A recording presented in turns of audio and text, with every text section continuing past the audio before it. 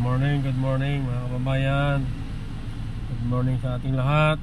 Ito, ngayon na tayo ulit nag-usap-usap. Medyo busy-busy lang. Busy-busy yan mga kababayan. Magandang araw sa ating lahat, Luzon, Visayas at Mindanao, mga kababayan, pati ating mga kababayan dyan sa ibang bansa. Magandang araw, magandang gabi, magandang umaga sa inyong lahat. At mga kababayan, ay ating kunting pag-usapan ito si Senator Amy Marcos. Panay itong puro negative ito sa gobyerno, lalo na sa pagtalaga kay Secretary Boying Remulla as Ombudsman Secretary, mga kababayan, di ba? Bago pa lang maitalaga si Secretary Boying Remulla as Ombudsman, ang dami niya nang sinasabi, mga kababayan. So pakinggan natin yung interview ni Karen Davila kay Secretary Ombudsman, sa ating Ombudsman ngayon na si Boying Remulla, mga kababayan. Or it's not enforced, the Yan votes po, not gotten, ni... then we will ask the courts about how the hell do we enforce an order from the Ombudsman when it's finally in the Secretary? Or even when it's not finally in the Secretary, because it contains a grave offense. Sa kaso ni Villanueva, mga kababayan, na merong secret midnight hindi nalaman ng taong bayan ang kanyang kaso, na dismissal pala si Villanueva nang siya ay nasa Kongreso pa. Nang nasa Senado na siya, nanalo sa bilang senador, inupuan na lang ng bagong ombudsman ni Martires ang kaso ni Villanueva na skandal, mga kababayan. Nagulat na lang si Secretary Remulla na na-dismiss niya yung kaso niya. wala man lang abiso sa mga media na nakaupo na si Boying Remulla as ombudsman. Ayun, natuklasan niya na na-dismiss na pala ang kaso ni Joel Villanueva nang dahil kay dating ombudsman Martires, mga kababayan. Sige, pakinggan natin. Oo. May tanong lang ako, Ombudsman, no? Nung panahon ba ni Conchita Carpe Morales, when they ordered the dismissal, did they also send it to the Senate President, the letter, and outright the Senate just ignored it or declined to act on it? Yun ba ang nangyari? I'm not sure. Yeah. I have to go into that again.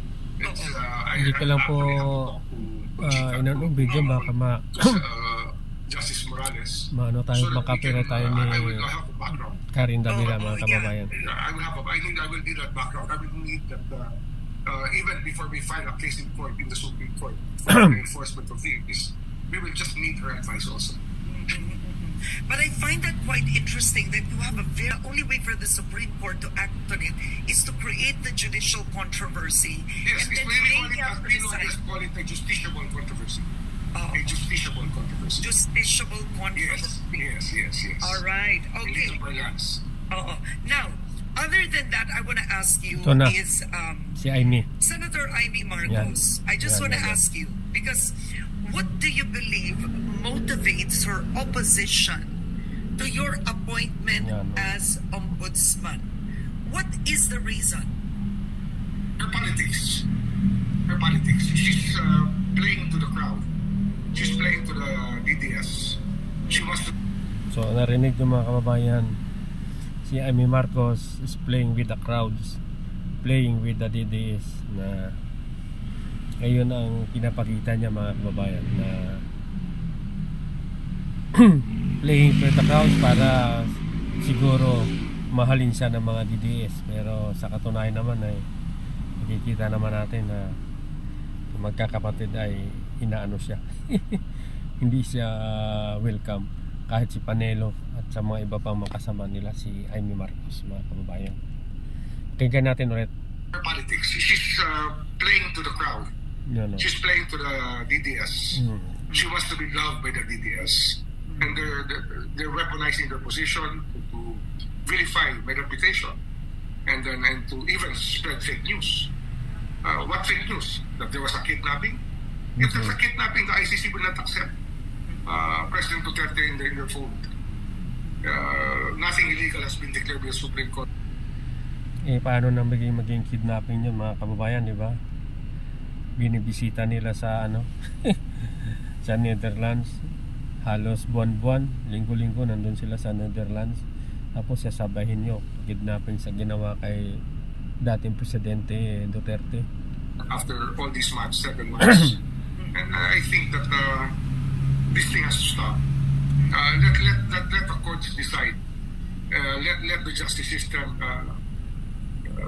roll properly, so that we know liabilities, how the liabilities will be treated by the ICC, because it's there already. Nothing can be done about it. Okay. Now, when it comes to the office, ito even before you came in. Yun nga, di ba, before election, nagpatawag pa si Amy Marcos ng hearing regarding doon kay Duterte. Na talagang ang kanyang pag-upo pa lang doon sa Senado, ang buladas niya agad is kidnapping, illegal detention si Duterte. Yun agad ang conclusion ni Amy Marcos.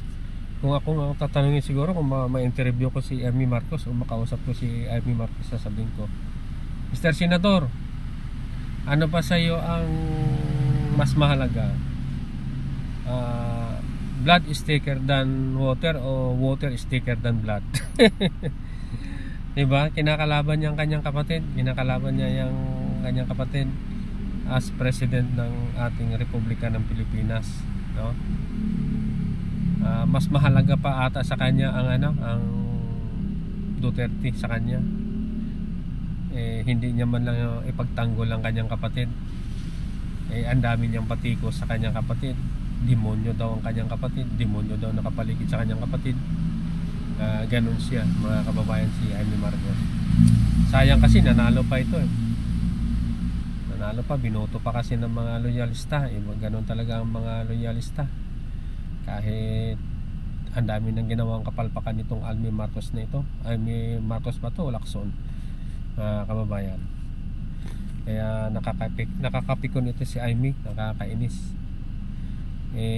Kahit sa West Philippine Sea nga, yung naalala nyo mga kababayan, naputulan na nga yung ating Philippine Coast Guard at Philippine Navy sa daliri doon sa binangga ng mga Chinese Coast Guard.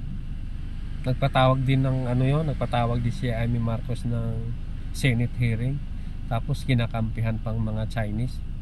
So pambihira ito si Amy Marcos Si Amy Lacson nakakainis Kaya isipin mo, 6 na taon tayong nito sa kanya.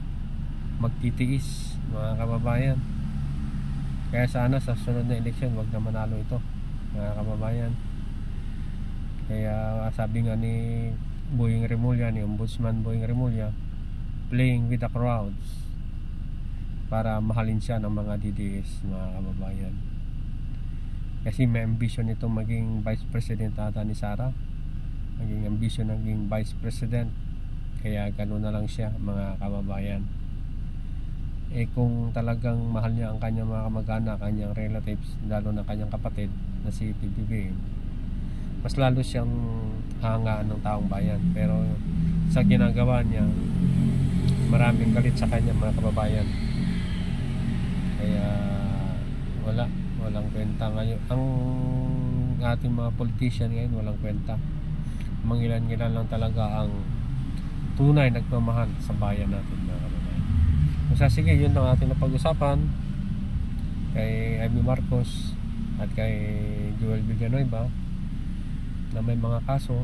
Si Joel Villanueva, dinismiss ni Martires, nag-motion of reconsideration si Villanueva, yun, dismiss. Pero hindi nila lang pinaalam sa taong bayan na na-dismiss ang kanyang kaso, mga kababayan. Ganon din ito si Amy Marcos, may kaso din yan kay Locos nung naging gobernador. Kaya mga kababayan, maraming salamat po muli sa inyong panonood. God bless us all. Please like and share, mga kababayan.